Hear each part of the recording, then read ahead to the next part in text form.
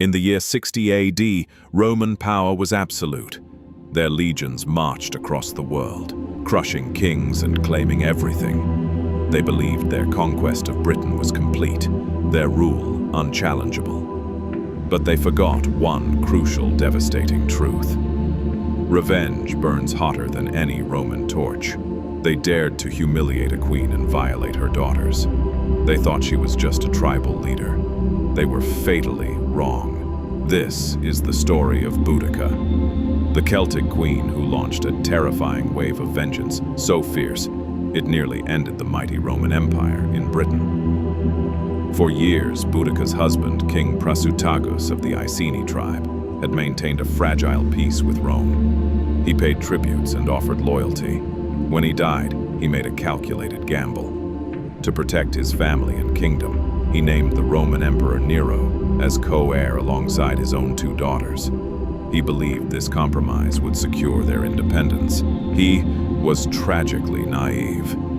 As soon as Prasutagus was buried, the Romans moved in. Their intent was not guardianship, but total annexation. The Roman governor, Decianus Catus, declared that Prasutagus owed massive debts to Rome. The Iceni nobles were stripped of their lands, but the ultimate insult was directed at Boudicca herself. When she protested, defying the Roman authority, she was publicly flogged, and her two young daughters were subjected to unspeakable horrors by Roman soldiers. In that moment, the debt of gold and land vanished. A new terrifying debt was incurred, a debt payable only in Roman blood.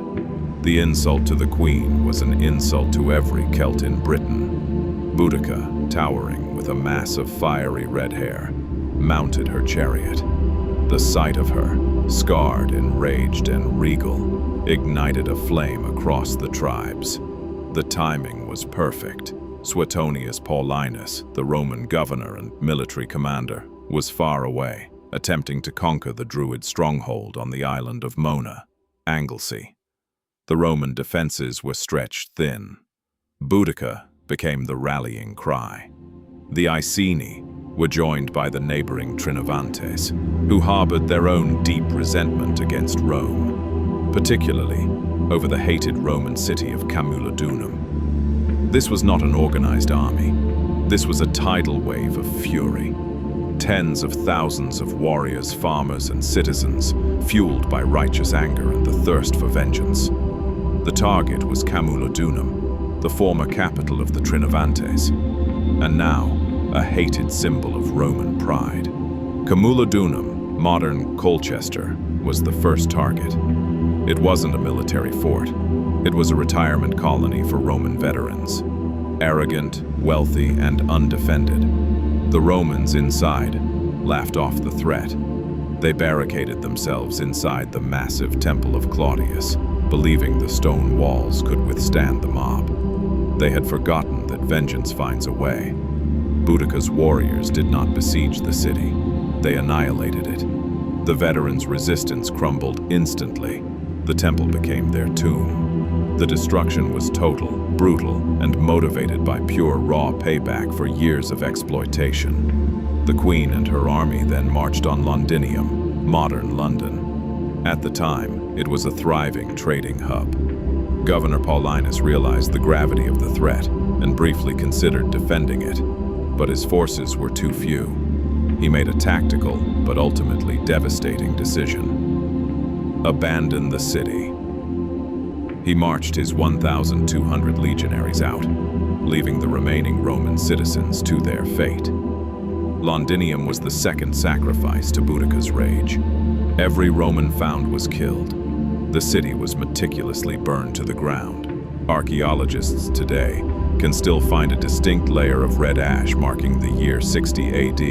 Boudicca's tally of dead now exceeded 70,000 Romans and Roman sympathizers. The entire Roman presence in Britain was on the brink of collapse. The queen was unstoppable. Finally, Paulinus met Boudicca. He had rallied his remaining forces, totaling maybe 10,000 men. Boudicca commanded an army estimated at over 230,000. The odds were impossible.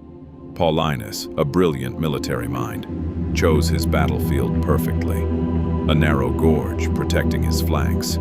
He knew the Celts' weakness was their disorganized reliance on sheer numbers. Before the battle, Boudicca delivered an electrifying speech, reminding her warriors, "We are fighting for freedom, they for slavery." But Paulinus's legionaries were veterans, disciplined, and fighting for their survival. The Celtic wave surged forward, but the narrow choke point prevented their superior numbers from overwhelming the Romans.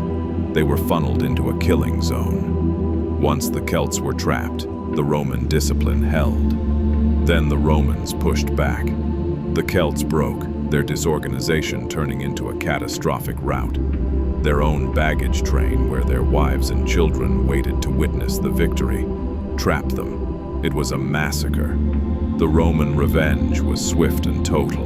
Boudicca herself, heartbroken and defeated, either poisoned herself or died of illness shortly after. Boudicca failed to achieve victory, but she succeeded in achieving something greater: terror.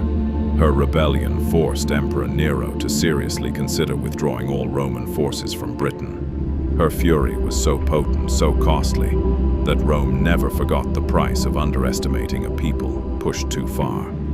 She remains the eternal symbol of defiance, a queen who paid the ultimate price to exact her revenge. What is the most shocking act of historical revenge you've ever heard of? Let us know in the comments below, and subscribe for more stories from the dark corners of history.